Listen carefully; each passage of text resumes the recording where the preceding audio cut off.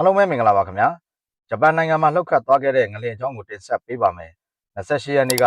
ဂျပန်နိုင်ငံတောင်ပိုင်းကျူရှူးကျွန်းမှာပြင်းအား Register Scale 6.8 အဆင့်ရှိအပြင်းစားငလျင်ကြီးတစ်ခုလှုပ်ခတ်သွားခဲ့တာကြောင့်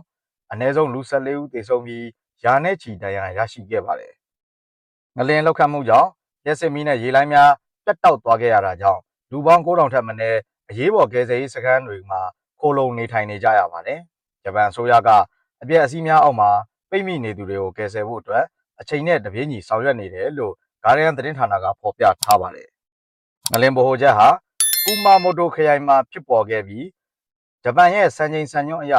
ရှီဒိုစကေးအဆင့်9အထိကိုရောက်ရှိခဲ့တာဖြစ်ပါတယ်။ယာဆူရိုရှီမြို့ရဲ့စက်ကူစက်ရုံတစ်ခုမှာမိခိုခေါင်းနိုင်ပြိုကျခဲ့တာကြောင့်အလုံသမား2ဦးရေးပေါ်ဆေးကုသမှုခံယူခဲ့ရပြီး9ဦးပျောက်ဆုံးနေတယ်လို့သိရပါတယ်။ဒါအပြင်ကူမာမိုတိုမြို့ရှိအေရွန်ဈေးဝယ်စင်တာကြီးမှာလည်းဓာတ်ငွေ့ယူစိမ့်မှုမှတဆင့်ပောက်ကွဲမှုဖြစ်ပွားကာအဆောက်အဦပြိုကျခဲ့တာကြောင့်ဝန်ထမ်း30ဦးခန့်ပိတ်မိနေတယ်လို့သိရှိရပါတယ်။ဂျပန်ဝန်ကြီးချုပ်ဆာနာအဲတာကာရှိက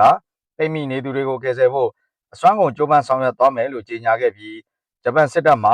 တပ်ဖွဲ့ဝင်3600နဲ့ကယ်ဆယ်ရေးရဟတ်ယာဉ်20စီးကိုအရေးပေါ်ကူညီကယ်ဆယ်ရေးအတွက်ချက်ချင်းဆေလွတ်ထားပါတယ်။ငလင်ဘေးကြုံတွေ့ခဲ့ရတဲ့ဒေသတွေမှာအိမ်အောင်စု9000နီးပါးဟာလျှက်စစ်ဓာတ်အားပြတ်တောက်မှုနဲ့တောက်သုံးရည်ပြက်လက်မှုဒဏ်တွေကိုရင်ဆိုင်နေရတဲ့အပြင်အပူချိန်35ဒီဂရီဆဲလ်စီယပ်ထိရှိနေတာကြောင့်ရာသီဥတုရဲ့အပူဒဏ်လွန်ကဲမှုဒဏ်ကိုပါရင်ဆိုင်ကြုံတွေ့နေကြရတာဖြစ်ပါတယ်။ဂျပန်နိုင်ငံအစိုးရကတော့ငလင်ဗဟိုချက်အနီးဝန်းကျင်မှာနောက်ဆက်တွဲငလင်ငယ်ပေါင်း60ထက်မနည်းဆက်လက်လှုပ်ခတ်နိုင်ခြေရှိပြီးငလင်ကြီးများနဲ့မြေပြိုမှုများအန္တရာယ်ကိုအထူးသတိပြုကြရန်သတိပေးထုတ်ပြန်ထားပါတယ်။ဟုတ်ကဲ့ပါပရိသတ်ကြီးရေဂျပန်နိုင်ငံရဲ့အဆောက်အအုံစံချိန်စံညွှန်းများကောင်းမွန်မှုကြောင့်ပျက်စီးဆုံးရှုံးမှုနှဲပါခဲ့တော့လဲကယ်ဆယ်ရေးလုပ်ငန်းများကိုအရှိန်မြင့်လှုပ်ဆောင်နေကြောင်းသိရှိရပါတယ်။ဂျပန်နိုင်ငံရောက်မြန်မာနိုင်ငံသားများအားလုံးနဲ့တကွ